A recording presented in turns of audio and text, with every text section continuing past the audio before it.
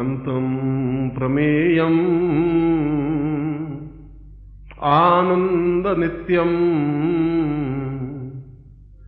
माधुर्यरूपम् अपरं वदेहम् ज्ञानं वदान्तवदितं सहितं सदेवम् शरणैव तां देहवदं प्रसन्नम्। यह श्लोक में ब्रह्म पुराण से उद्धृत करके आपके सामने स्पष्ट कर रहा हूं, और यह श्लोक उच्चारण करने का मेरा एक खास मकसद है, एक खास मतलब है। और यह मतलब और तात्पर्य यह है कि मैंने इस श्लोक का चयन ब्रह्मोपनिषद से किया है। ब्रह्मोपनिषद का तात्पर्य है जो ब्रह्मा ने अपने मुंह से उच्चरित किए, और हमारे 3 प्रधान देवताओं में सबसे पहले ब्रह्मा का नाम उच्चरित होता है, जिनके 4 मुंह हैं और चारों मुंह से चारों वेदों की रचना हुई है। और इस श्लोक में ब्रह्मा ने स्वर्ण देहा अप्सरा का आह्वान करते हुए कहा है कि जीवन का आधार आनंद है, जीवन का आनंद सौभाग्य है, जीवन का सौभाग्य पूर्णता प्राप्त करना है, और जीवन की पूर्णता प्रत्येक व्यक्ति की आकांक्षा है। और यह पूर्णता, यह सौभाग्य, यह जीवन का चिंतन और यह जीवन का आनंद केवल अप्सरा साधना के माध्यम से ही संभव है। और इसीलिए ब्रह्मा इस उपनिषद के श्लोक के माध्यम से कह रहे हैं कि मैं जीवन की पूर्णता और जीवन के आनंद प्राप्ति के लिए स्वर्ण देह अप्सरा को सिद्ध कर रहा हूं, उसका आह्वान कर रहा हूं, जिससे कि मेरे जीवन में पूर्णता प्राप्त हो। और मकसद मेरा यह था इस श्लोक को उद्धृत करने का कि अप्सरा शब्द से जो आपके मन में भ्रांत धारणाएं हैं, यदि हैं, तो वे धारणाएं मिट जानी चाहिए। अपनी बात प्रारंभ करने से पूर्व मैं आपके दिमाग को व्यवस्थित कर देना चाहता हूं कि यदि ब्रह्मा जैसा देवता भी अप्सरा का प्रयोग करता है, अप्सरा का उच्चारण करता है, अप्सरा को संबोधित करता है, अप्सरा का आह्वान करता है, तो निश्चय ही किसी प्रकार का उसके आह्वान में, उसकी पूजा में, उसकी साधना में, उसके निमंत्रण में कोई दोष नहीं है, कोई भोग की बात नहीं है, किसी प्रकार की आकांक्षा की बात नहीं है। जीवन में पूर्णता, क्योंकि व्यक्ति स्वयं अर्ध नारीश्वर है, और नारीश्वर का मतलब है आधा शरीर। वो जो शरीर है उसके पास, वह केवल आधा भाग है, और आधा भाग अपने आप में पूर्ण नहीं हो सकता।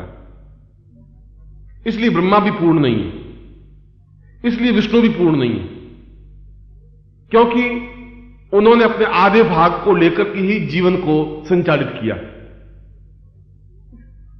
भगवान शिव एकमात्र ऐसे देवता रहे जिन्होंने आधे भाग, यदि उसके पास पुरुषत्व का था, तो उन्होंने आधे भाग में नारी रूप की कल्पना भी की, और फिर अर्धनारीश्वर शब्द से संबोधित हुए।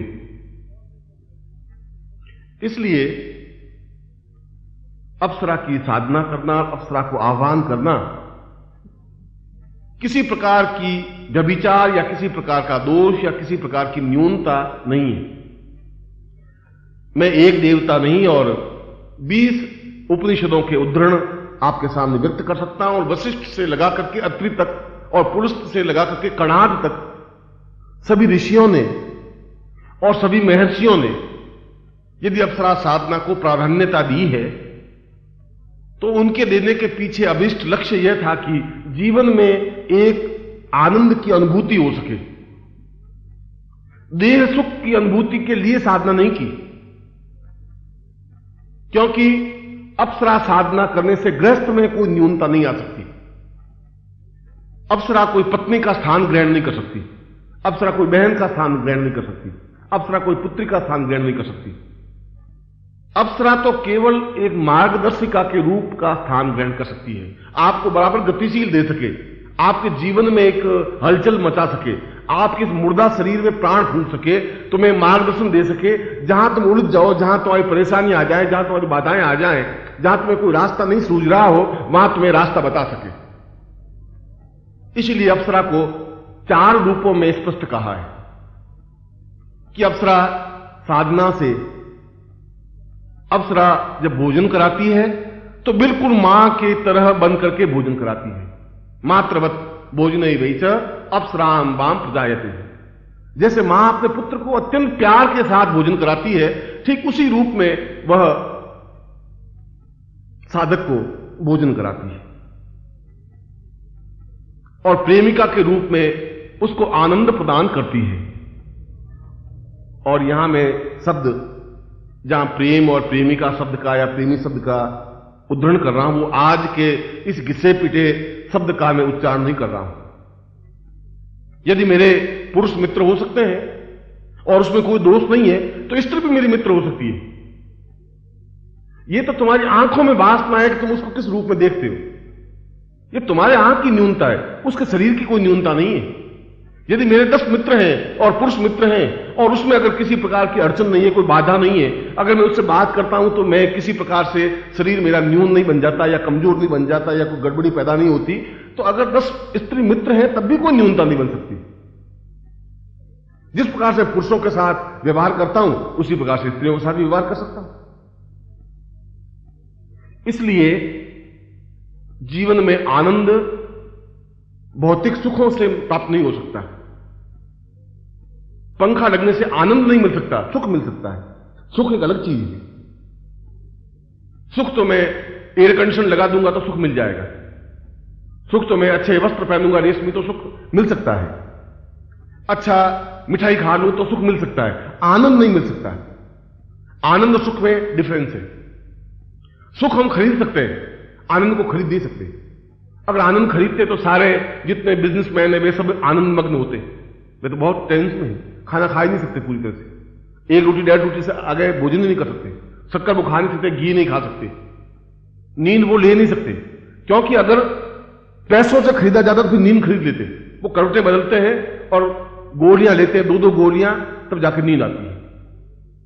पैसों से नींद नहीं खरीदी जा सकती, पैसों से भूख भी नहीं खरीदी जा सकती। कोई 4-6 रोटियां दाल में और दही में चूर के खा ले, संभव नहीं, उनके लिए संभव नहीं है, क्योंकि पैसों से भूख प्राप्त नहीं हो सकती और पैसों से आनंद भी प्राप्त नहीं हो सकता। आनंद की अनुभूति मित्र के माध्यम से प्राप्त हो सकती है। और इसीलिए अप्सरा को मित्र के रूप में ही एहसास किया है, पुरुष के लिए भी स्त्री के लिए भी। स्त्री उस साधना को करके एक अपना मित्र प्राप्त कर सकती है, पुरुष भी उसकी साधना को करके और एक मित्र के रूप में प्राप्त कर सकता है। उस मित्र में और उस मित्र व्यवहार में किसी प्रकार की आंख में न्यूनता नहीं है। अगर आंख गड़बड़ है तो फिर आपकी गड़बड़ है, उसकी आंख में कोई न्यूनता नहीं है, गंदगी नहीं है। अगर मैं तुम लोगों से एकांत में बात कर सकता हूं, किसी स्त्री से भी बात कर सकता हूं, तुम्हारी आंख में गड़बड़ है तो तुम सोचोगे गुरुजी क्या बात कर रहे हैं, और तुम्हारे मन में 20 सांप कूदेंगे, दौड़ेंगे, जरूर कोई ना कोई बात है, गुरुजी वहां अकेले खड़े खड़े बात कर रहे हैं, गुरुजी कोई गड़बड़ नहीं है, उस लड़की में भी कोई गड़बड़ नहीं है, गड़बड़ तुम्हारे हृदय में है। तुम्हारे अंदर की जो वासना उछल उछल के बाहर आ रही है और वो तुम्हें व्यथित कर रही है, परेशान तुम्हें कर रही है। उसको बेचारे को पता ही नहीं, वो बात को तो सीधी साधी बात कर रहा है, वो पूछ रही है, वो जवाब दे रहा है। एकांत है तो उसमें क्या आपत्ति होगी? एकांत में बात करने से, कमरा बंद करके बात करने से क्या फर्क पड़ जाएगा? तुम्हारे मन में जो संशय है, तुम्हारे मन में जो तर्क है और कुतर्क है, तुम्हारे मन की जो गंदगी है, वो तुम्हारे खुद की संपत्ति है, जिसको उछल करके तुम बाहर ले आते हो। दोष तुम दूसरों को देते हो, क्योंकि दूसरों को दोष देने में एक आनंद की अनुभूति, सुख की अनुभूति होती है। सुख व्यक्ति प्राप्त करता है दूसरों की आलोचना करके। दूसरों की आलोचना करने से बहुत सुख मिलता है कि फलानी लड़की जो है वो भाग गई, मुझे मालूम था, बहुत गड़बड़ी थी साली, मैं तो रोज उसके नखरे देखता था, और ये बात अगर कोई लड़की इस मोहल्ले में भाग गई है तो 15 मिनट में पूरी जोत में मालूम पड़ जाएगा। इतनी तेजी से बात फैलती है, क्योंकि किसी का आलोचना करने का बड़ा सुख है। वो उसको कहेगी, वो उसको कहेगा, वो उसको कहेगा, इस मोहल्ले में 15 मिनट में ठेठ पूरी जोत में पहुंच जाएगी बात। यह एक सुख है, दूसरों की आलोचना करना, और दूसरों पर दोषारोपण करने का भी एक सुख है कि जरूर कोई बात तो गड़बड़ तो है। उसने कहा तूने तो देखा नहीं, कल मैंने देखा। देखा उसने कुछ नहीं, तुझे कुछ पता नहीं है, कल तो बहुत बहुत बात हो गई। क्या हुआ? ऐसा हो, ये सब कहीं उसमें गड़बड़ नहीं है। इसलिए मैं कह रहा हूं कि अगर अप्सरा साधना करने से ब्रह्मा को कोई तकलीफ नहीं हो रही है, भगवान विष्णु को कोई तकलीफ नहीं हो रही है, विष्णु और रुद्र को तकलीफ नहीं हो रही है, अगर वशिष्ठ विश्वामित्र को तकलीफ नहीं हो रही, तो फिर तुम्हें भी तकलीफ नहीं हो सकती, तुम्हारी पत्नी को भी तकलीफ नहीं हो सकती। इसलिए उस अप्सरा साधना पुरुष के लिए उतनी ही महत्वपूर्ण मानी गई है जितनी भगवान शिव की आराधना या विष्णु की आराधना या रुद्र की आराधना या लक्ष्मी की आराधना, क्योंकि वह मां की तरह भोजन कराती है, तो प्रेमिका की तरह प्रसन्नता देती है, और मंत्री की तरह सलाह देती है। राजाओं के या मंत्री होते थे, वो सलाह देते थे कि ये काम उचित नहीं है, ऐसा काम उचित है। आज भी पीए होते हैं जो बताते हैं कि ये आपको ऐसा करना चाहिए, ऐसा नहीं करना चाहिए, और जहां भी हम उलझ जाएं वो गाइड करती है, ये ठीक नहीं है, यूं आपको करना चाहिए, ये इस बुद्धि को इस प्रकार सुलझाना चाहिए। और चौथी बात की हमारे जीवन की जितनी न्यूनताएं हैं, जीवन की जितनी कमियां हैं, वे जीवन की कमियां उसके माध्यम से पूर्ण हो सकती हैं। हमारे जीवन में सैकड़ों कमियां हो सकती हैं, इसलिए कमियां हो सकती हैं कि वो खुद आपकी संपत्ति है। आपने अपने जीवन में केवल कमियों को बटोरा है, पूर्णता को बटोरा नहीं। आपको कोई ऐसा गुरु मिला ही नहीं जो ये कह सके कि तो अप्सरा साधना करो। किसी में हिम्मत थी नहीं कहने की, क्योंकि वो खुद अपनी आलोचनाओं से घबराते थे कि अगर मैं कहूंगा शिष्यों को अप्सरा साधना तो गुरु के बारे में क्या सोचेंगे, कि ऐसा कैसे गुरु जी अप्सरा साधना करवाते। उसके लिए एक सजग व्यक्तित्व चाहिए, हिम्मत चाहिए, क्षमता चाहिए। मुझे बहुत अच्छी तरह से याद है कि जब मैं संन्यास जीवन में, और संन्यास जीवन में भी मैं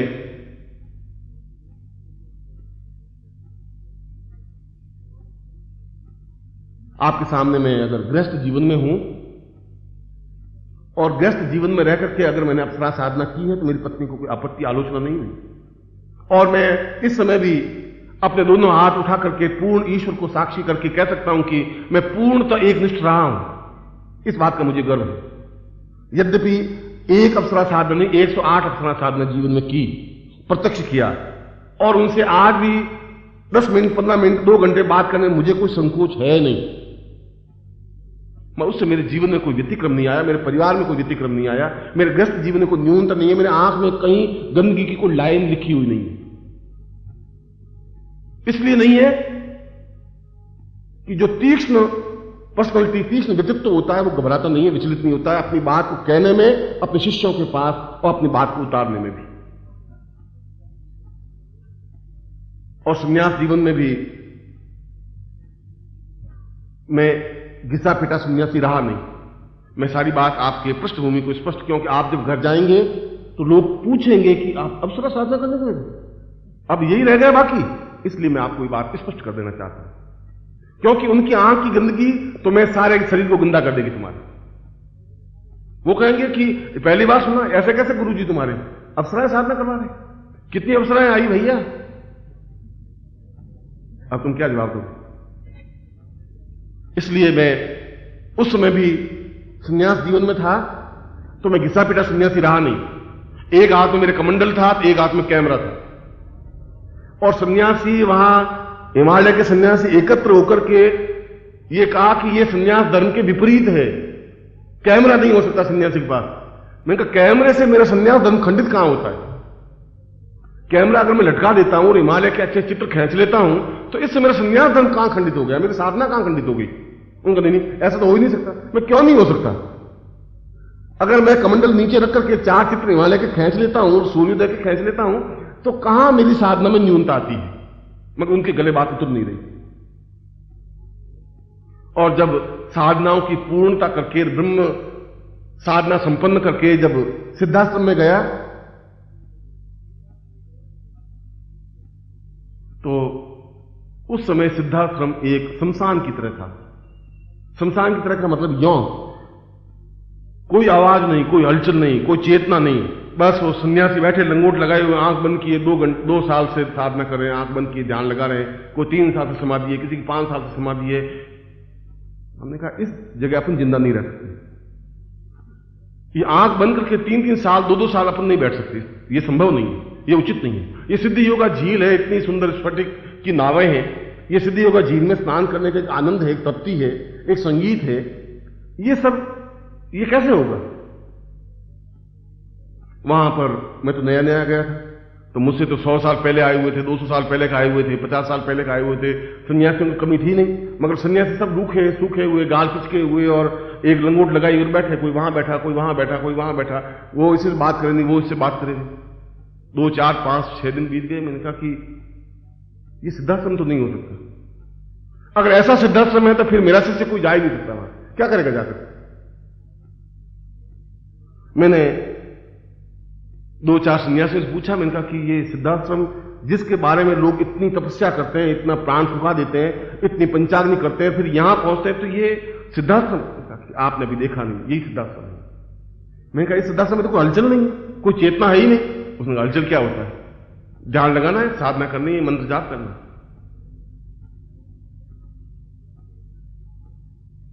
उसके बाद में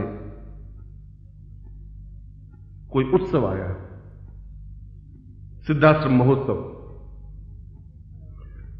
वहां पर प्रत्येक अप्सरा मनुष्य लोक में आने के लिए व्यथित होती हैं, वे चाहती हैं कि मनुष्य लोक में जाएं। प्रत्येक देवता की इच्छा होती है कि हम जन्म लें, इसलिए विष्णु बार बार जन्म लेते हैं, इसलिए भगवान शिव कई रूपों में जन्म लेते हैं। कभी शंकराचार्य के रूप में जन्म ले लेते हैं, कभी विवेकानंद के रूप में जन्म ले लेते हैं, कभी गोरखनाथ के रूप में जन्म लेते हैं, क्योंकि देवताओं की आकांक्षा होती है कि मनुष्य रूप में रह करके हम जीवन के आनंद को भोगें। और ठीक इसी प्रकार से अप्सराएं भी इस उम्मीद में प्रतीक्षा में रहती हैं कि हम गृहस्थ जीवन में और किसी इस संसारिक जीवन में किसी व्यक्ति के पास रहें। और मैंने उनका आह्वान करके रंभा, मेनका, उर्वशी और तिलोत्तमा, मैंने कहा कि कल सिद्धाश्रम दिवस है और तुम्हें नृत्य करना है। उनका नृत्य सिद्धाश्रम भस्म हो जाएंगे। तो क्यों भस्म हो जाएंगे? उनका आप नहीं जानते, निखिलेश्वरानंद जी, आप नहीं जानते, यहां की परिपाटी नृत्य की नहीं है। मैं कहा ये पूछना चाहता हूं कि अगर नृत्य की नहीं है तो फिर हमारा भारतीय दर्शन सब बेकार है, फिर तो भगवान शंकर बेकार है, क्योंकि भगवान शंकर के माध्यम से संगीत की उत्पत्ति हुई। उनका तांडव नृत्य हुआ, तांडव नृत्य से 14 शब्द निकले और उन 14 शब्दों से पूरी ये व्याकरण की रचना हुई। अयोन रील रख ए औंग छाया वारट लण यम गणन। फिर ये क्या नृत्य, भगवान शंकर ने नृत्य क्यों किया? अगर वह नृत्य दोषयुक्त है तो तुम्हारा नृत्य भी दोषयुक्त है। भगवान विष्णु ने मोहिनी रूप धारण क्यों किया, फिर क्यों नृत्य किया? मैं उनको कन्विंस कर रहा था और वे बहुत घबराई हुई। उन्होंने सोचा कि अगर गुरुदेव आ गए सच्चिदानंद जी तो बहुत मुश्किल हो जाएगी, आप नहीं जानते। मैंने कहा तुम्हें कल नृत्य करना है, जो कुछ होगा कल देख लेंगे। और उनको तैयार किया और दूसरे दिन सारे सन्यासी आकर के बैठे, करीब 1500 गुरुदेव आकर के बैठे, बेबी बैठी आती है, मगर नृत्य नहीं करती थी, आती थी, संगीत गंधर्व आते थे, संगीत नहीं गाते थे, बैठे रहते थे, उपस्थिति होती थी। अप्सराएं आती थी, नृत्य नहीं करती थी, बैठी रहती थी। मैंने गंधर्वों को भी, गंधर्व जो गायन जाति के प्रमुख होते हैं, मैंने कहा तुम्हें संगीत बजाना है, देव संगीत, और ये नृत्य करेंगे। और जो भी जिनका भी क्रोध होगा मैं अपने आप ऊपर झेलूंगा, जवाब मैं दूंगा। मैं तुम्हारे बीच में चट्टान की तरह खड़ा हूं, तुम्हें कुछ आंच नहीं आएगी। मगर इस बिल्कुल निस्तब्ध और शांत सिद्धाश्रम में कुछ हलचल, कुछ चेतना, कुछ आनंद की अनुभूतियां होनी चाहिए। और नृत्य हुआ। और मैं सोचता हूं कि जितने सन्यासी थे उन सबको 100 बिच्छुओं ने तो काटा ही होगा एक साथ। उछल के देख रहे थे, उनकी तरफ ताक रहे थे और उछल रहे थे और जोश में ऊंचे नीचे हो नहीं रहे थे। घंटे भर का पूरा नृत्य हुआ। बीच में एक निर्भयानंद जी थे, वो बहुत ही काफी वर्ष 700-800 साल के थे। उन्होंने कहा कि ये नृत्य का किसने कहा? मैंने कहा कि नृत्य का तो मैंने कहा है। उन्होंने कहा कि ऐसा अश्लील नृत्य और इस अप्सराओं से? मैंने कहा कि फिर अगर इनके शरीर में और इनके जीवन में कहीं अश्लीलता है तो फिर कोणार्क के मंदिर में जला देने चाहिए, फिर खजुराहो के मंदिर जला देने पड़ेंगे, फिर देवताओं की जितनी मूर्तियां हैं भारत में उन सबको जला देनी पड़ेंगी, फिर तुलसीदास की रामायण में जो सीता का वर्णन है उसको जला देना पड़ेगा, फिर वाल्मीकि ने जो सीता का वर्णन किया उसको भी जला देना पड़ेगा। अश्लीलता कहां है? फिर अश्लीलता तो निर्भयानंद जी आपकी आंख में तुम उसमें गड़बड़ देख रहे हो। कहां गड़बड़ है? कौन सी न्यूनता आ गई? नृत्य में कहां सी कमी आ गई? ऐसा जवाब किसी ने दिया नहीं था। और मैंने कहा ज्यादा से ज्यादा रवाना कर देंगे, बाहर चले जाएंगे। नहीं सिद्धाश्रम, नहीं सिद्धाश्रम, कोई सिद्धाश्रम से कोई जिंदगी तो नहीं पार हो जाएगी। उनका कि आपने इनको कहा था? मैंने कहा था। और मैंने इसलिए कहा था कि यह नृत्य जीवन का एक आवश्यक तत्व है, और उर्वशी और रंभा, मेनका और अप्सराएं भी जीवन का एक आवश्यक तत्व है। अगर आपको अश्लीलता दिखाई दे तो आपकी आंख में जरूर हो सकती है, इनकी आंखों में कहीं कुछ नहीं है। इनकी आंखों में कोई न्यूनता नहीं है, कमी नहीं है। उसके बाद में एक चिंतन बना नृत्य का, गंधर्व का, संगीत का, भावनाओं का। और ये सारी बात और पृष्ठभूमि आपके सामने स्पष्ट करने के पीछे मेरा मकसद और मंतव्य यह था कि अप्सरा साधना करना भी उतना ही जीवन का एक आवश्यक तत्व और धर्म है जितना कि हम किसी देवता की साधना करें। वह देवता की साधना अलग रूप में की जाएगी, अप्सरा की साधना अलग रूप में की जाएगी। उसके लिए भी आपका एक सजग और प्रखर व्यक्तित्व होना चाहिए। और यदि आपके पास पुरुषत्व है, यदि आपके पास क्षमता है, यदि आपके पास जीवन शक्ति है, तो निश्चय ही आप साधना में सिद्धि प्राप्त कर सकते हैं। क्योंकि सिद्धि प्राप्त करने के लिए आप में एक बल होना चाहिए, साहस होना चाहिए, दृढ़ता होनी चाहिए। इस प्रकार से घिसा पिटा जीवन जीने वाले शिष्य नहीं बन सकते। वह जीवन का, मेरे जीवन और मेरे शिष्य की तो परिभाषा बन ही नहीं सकती। मैं जीवन में इस प्रकार से जिंदगी जी नहीं। मैंने अपने जीवन को अपने ढंग से जिया है और जीवन के प्रत्येक क्षण का आनंद लिया है और लेता हूं। मैं इस बात की चिंता करता हूं कि कोई क्या कह देगा। और यदि आलोचक पहले 500 थे, अब 600 अगर हो गए, तो मैं ये समझता हूं कि मेरी आवाज में कुछ ताकत और ज्यादा आई है, कुछ मुझे कहने की क्षमता पहले से ज्यादा बढ़ी है, इसलिए 100 आलोचक और बढ़ गए। अगर 100 शत्रु और ज्यादा बढ़ जाएंगे तो समझूंगा कि मेरी पर्सनलिटी में कुछ और निखार ज्यादा आ गया है, इसलिए 200 शत्रु और पैदा कर दिए। मुर्दा और कमजोर और गए बीते लोगों के शत्रु नहीं बनते, कायर और नपुंसकों के शत्रु नहीं होते। आलोचना उनकी होती है जो मर्दान की रखते हैं, हिम्मत रखते हैं, साहस रखते हैं, क्षमता रखते हैं। और अप्सरा भी साधना में सिद्धि उनको ही प्राप्त होती है जो पूर्ण रूप से मर्द और साहसी होते हैं। कायर और बुज़दिलों के पास तो पत्नी भी नहीं रहती, वो भी घर छोड़ के तीर चली जाती है। अप्सरा तो बहुत दूर की बात है। इसलिए किसी भी पुरुष के लिए अप्सरा साधना करना कहीं दोष युक्त है ही नहीं। वशिष्ठ ने स्वयं कहा है, पूर्णम वदे स्वर्ण वदेव तुल्यम अप्सरो वताम सहितम सदिम वदेव। स्वर्ण देह अप्सरा को सिद्ध करना जीवन की श्रेष्ठता है। किसको कह रहे हैं? अपनी पत्नी मैत्री को, कात्यायनी को, दोनों पत्नियों को सामने बिठा करके वशिष्ठ कह रहे हैं कि मुझे जीवन में जितना रघुकुल पसंद है, मैं रघुकुल की रक्षा करने के लिए जितना धर्मगुरु हूं, उतना ही मुझे अप्सरा साधना करने में भी आनंद की अनुभूति होती है। क्योंकि जीवन में आनंद का प्रवाह अप्सराओं के माध्यम से संभव है। और विश्वामित्र ने तो मेनका को प्रत्यक्ष किया, अपने आश्रम में बुलाया, नृत्य करवाया। कणाद ने जब अणु की रचना की, अणु का ज्ञान प्राप्त किया, तो उस अणु के ज्ञान को, जो अणुबम आज बन रहे हैं, उसमें अणु की पूरी थ्योरी उस कणाद ने जो विकसित की, अप्सरा के माध्यम से प्राप्त हुई। और वे स्वयं इस बात को कहते हैं, नन्यो वताम पूर्व मदैव तुल्यम स्वर्णो वताम सहितम सदैव। मैं स्वर्णवती अप्सरा, मैं तुम्हारा धन्यवाद अर्पित करता हूं कि तुम्हारे माध्यम से मुझे अणु की रचना का ज्ञान प्राप्त हुआ। इसका मतलब है कि ये सब विश्वामित्र और वशिष्ठ और अत्रि और कणाद सब मूर्ख थे, ये सब गंदे थे, घटिया थे, असभ्य थे, अश्लील थे। श्लीलता और अश्लीलता की कोई परिभाषा नहीं होती। मैं अपनी आंख से बिल्कुल दो स्त्रियां आमने सामने खड़ी, एक मेरी बेटी खड़ी है, एक मेरी प्रेमिका खड़ी, या मेरी पत्नी खड़ी। मैं पत्नी को एक दूसरी नजर से देखूंगा, अपनी बेटी को दूसरी नजर से देखूंगा। हालांकि दोनों की दो आंखें, एक नाक है, वैसे ही बाल है, वैसा ही शरीर है, वैसे ही हाथ पांव, मगर उसको देखने का ढंग अलग होगा, उसको देखने का ढंग मेरा अलग होगा, उसके बारे में चिंतन मेरा अलग होगा, उसके बारे में चिंतन मेरा अलग होगा। इसलिए श्लीलता और अश्लीलता, गंदगी और अच्छाई तो मेरे हृदय में है, चिंतन में, विचार में तुम्हारे। अगर वहां कुछ गड़बड़ नहीं है तो फिर कहीं किसी प्रकार की न्यूनता जिंदगी में है ही नहीं। और यदि कोई दूसरा आलोचना करता है तो यह आलोचना उसकी नहीं है, यह आलोचना तुम्हारे खुद के शरीर के अंदर की भावनाओं की है। और इसीलिए तुम्हारे जीवन को और प्रत्येक रूप में संवारने और सजाने का मेरा जिम्मेवारी है, मेरे उत्तरदायित्व है। इसलिए केवल देवताओं की साधना करने के लिए तुम्हें प्रेरित नहीं कर रहा हूं। मैं ये भी चाहता हूं कि तुम्हारे जीवन में बुढ़ापा नहीं आए, मैं ये भी चाहता हूं तुम्हारे जीवन में आनंद और मस्ती रहे, मैं ये भी चाहता हूं तुम्हारा प्रत्येक क्षण सार्थक हो सके, जीवंत हो सके, सजग हो सके। और ये सजगता, ये जीवन की चिंतनता, ये पूर्णता देवताओं की साधना के साथ साथ ये आवश्यक है कि अप्सरा साधना के माध्यम से ही हम अपने वृद्धावस्था को यौवनावस्था में परिवर्तित कर सकते हैं।